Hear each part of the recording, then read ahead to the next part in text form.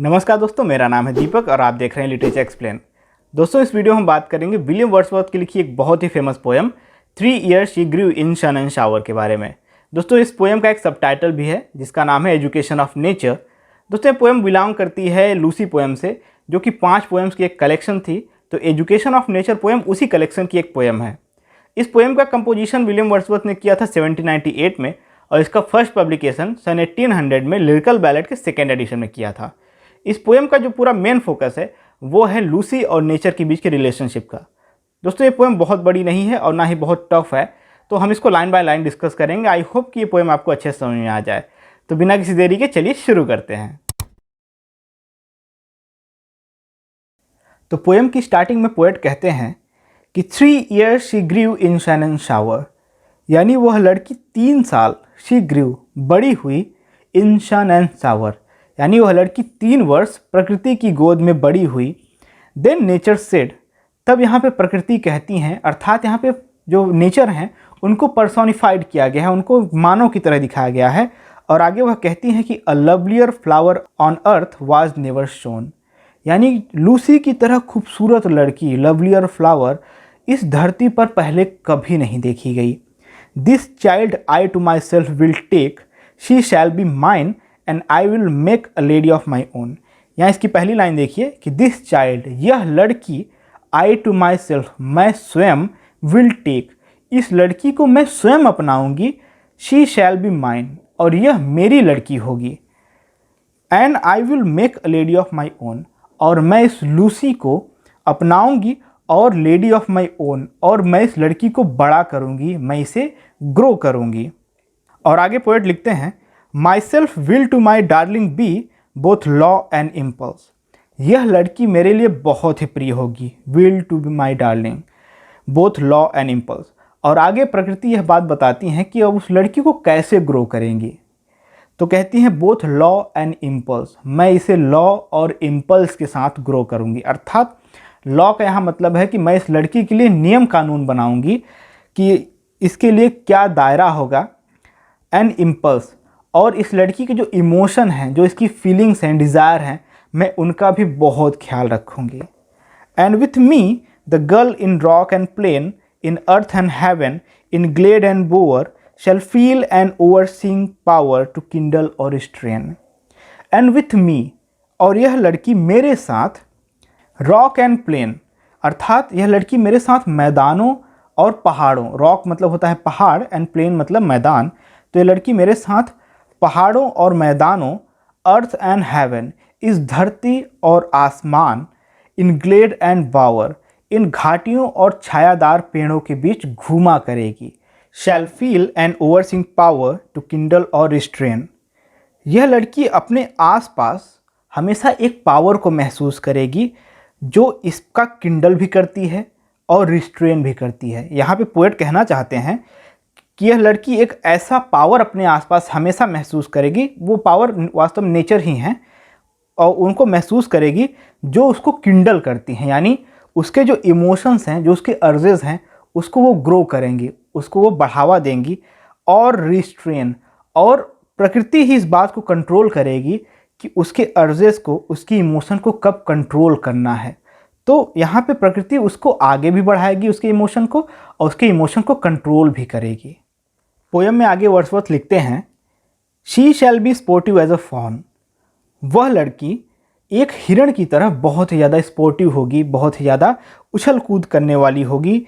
That wild with Glee across the lawn और up the mountain spring, और वह लड़की लूसी वाइल्ड विथ ग्ली, और वह प्रसन्नता के साथ अक्रॉस द लॉन, वह प्रसन्नता के साथ उस खुले मैदान में विचरण करेगी, और अप द माउंटेन स्प्रिंग, और वह उन पर्वतों पे भी इधर उधर भागती रहेगी।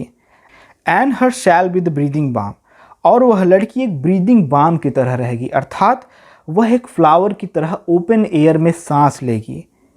लेकिन इतने उसके ग्ली में एक फॉन की तरह होने के बावजूद भी, and her the silence and the काम ऑफ म्यूट इनसेंसेड थिंग्स, इतना स्वच्छंद होने के बाद भी वह लड़की प्रकृति के शांत वातावरण को महसूस करेगी, और जो प्रकृति का शांत वातावरण है, उसका जो पीस है प्रकृति का, उसमें वो आनंद को देखेगी, उसको वो महसूस करेगी। यहाँ पे आप एक चीज़ देख सकते हैं कि प्रकृति ने पहले कहा था कि एक ओवरसीइंग पावर रहेगी जो उसको किंडल भी करेगी, उसको रिस्ट्रेन भी करेगी, यानी उसके जो फीलिंग्स हैं उसको बढ़ावा देगी।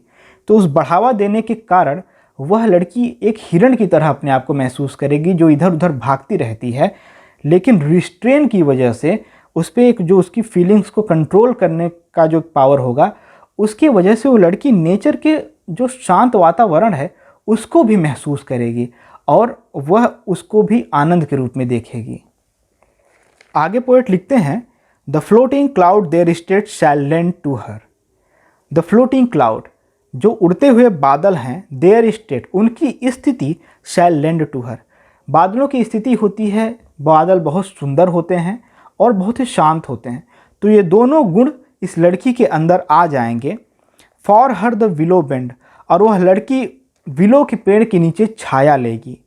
Not shall she fail to see even in the motion of the storm, और वह लड़की उस तूफान को भी देखेगी और उस तूफान के अंदर भी grace that shall mould the maiden's form by silent sympathy. वह लड़की उस तूफान के अंदर भी एक परोपकार का भाव देखेगी, एक ग्रेस का भाव देखेगी, अर्थात जो नेचर में जो बुरी चीज़ें हैं, यानी जो जैसे स्टॉर्म है, तूफान है, और उसके अलावा जो बहुत ही ज़्यादा शांत चीज़ें हैं जैसे पेड़ की छाया है, बादल है, लूसी इन दोनों चीज़ों से सीखेगी, न केवल एक ही चीज़ से, वह अच्छे से भी सीखेगी, वह बुरे से भी सीखेगी।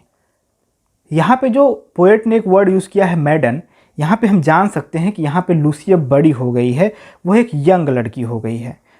आगे की लाइन देखिए, the star of the midnight shall be dear to her. रात के जो तारे होते हैं, आधी रात में जो तारे टिमटिमाते हैं, वो भी लूसी को बहुत प्यारे होंगे। She shall lean her ear in many a secret place where rivulets, rivulets का मतलब होता है छोटी नदियाँ, dance their wayward round. Wayward का अर्थ होता है स्वच्छंद या मनमौजी रूप से।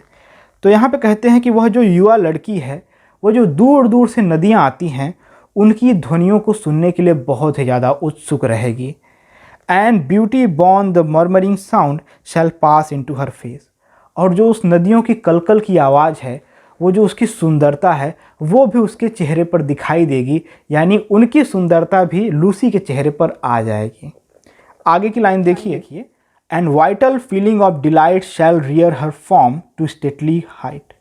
यहाँ पे लूसी बड़ी हो गई है, तो यहाँ पे उसको एक आदर्श स्त्री की तरह पोएट बताते हैं कि नेचर उस लूसी को फीलिंग ऑफ डिलाइट भी देगी, यानी प्रसन्नता का भाव भी देगी, और हर फॉर्म टू स्टेटली हाइट, और लूसी को एक अच्छी हाइट भी देगी और उसको एक अच्छा फिगर प्रदान करेगी।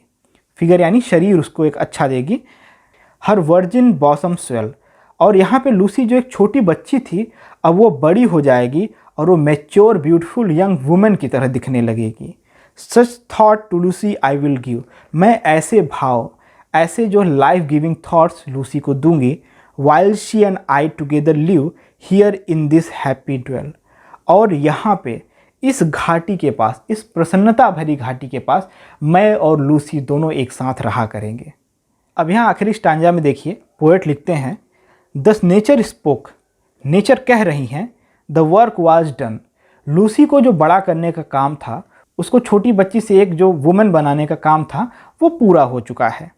How soon my Lucy race was run, लेकिन यहाँ पे कहानी का एक अलग ही मोड़ आ जाता है। नेचर कहते हैं कि हाउ सून, लेकिन कितनी जल्दी, माई लूसीज रेस वाज रन, मेरी लूसी का जो रेस था, यानी मेरी लूसी का जो जीवन था, वह ख़त्म हो गया। She died and left me alone, वह मर गई है और उसने मुझे अकेला छोड़ दिया है। दिस हीथ, दिस काम एंड क्वाइट सून, इस शांत वातावरण में, इस अकेलेपन में उसने मुझे अकेला छोड़ दिया। The memory of what has been and never more will be, उसकी मौत से पोएट को बहुत ही ज़्यादा दुख पहुंचता है और कहते हैं कि उसकी जो मेमोरी है वो आज भी मेरे साथ है, and never more will B, लेकिन अब लूसी मेरे साथ कभी नहीं रहेगी, अब वह कभी वापस नहीं आएगी। और इसी लाइन के साथ यह पोएम समाप्त हो जाती है।